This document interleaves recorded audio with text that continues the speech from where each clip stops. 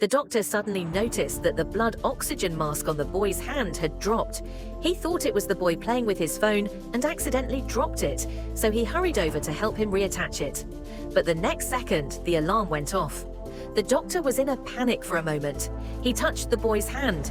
He found that his hands and heart were cold, and he couldn't even touch his pulse. The doctor immediately sounded the emergency call. He shouted loudly for others to come and help. He then rushed to the emergency room in a hurry. The nurse rushed to the emergency room in a hurry. She told the doctor that the boy's pulse had stopped. All the medical staff were shocked. They didn't know that there was a patient in the observation room. At this time, the doctor suddenly recalled that the nurse had told him not long ago that there was a 12-year-old patient in the observation room. Although the injury seemed minor, he still needed to go for a checkup.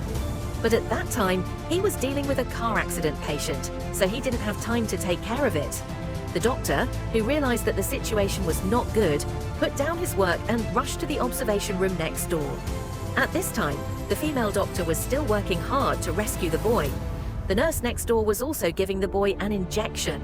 The doctor's eyes were full of guilt and self-blame. She only hoped that the boy could make it through, otherwise she would never forgive herself for the rest of her life.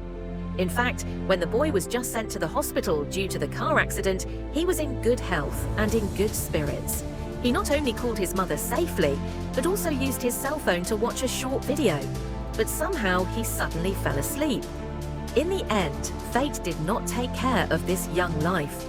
After half an hour of full recovery, the boy's life was extinguished. Soon after, the boy's mother rushed to the hospital. She didn't want to believe the man who had just talked to her. At that time, he had become a cold corpse. What was more saddening was the uncontrollable anger. She immediately asked the assistant to call the hospital director. At this time, everyone learned that the woman was a member of the central budget of Shenhe Hospital. It can be said that she was in charge of the development of the hospital, so the director comforted her carefully. However, the boy's mother didn't listen to this at all. She asked the director why the doctor didn't come to check on her son at the first time. Her son was clearly conscious when he was sent here. She even called him.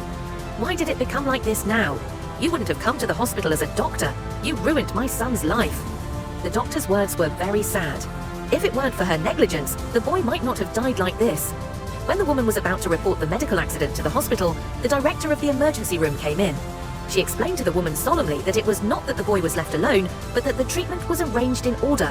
In the emergency room, the treatment was not done in the order of first come, first served, but the critical wound was prioritized. Death has happened. Wasn't it dangerous?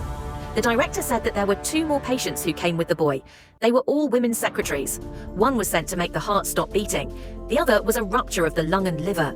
In comparison, the boy's consciousness was clear enough to talk to his mother.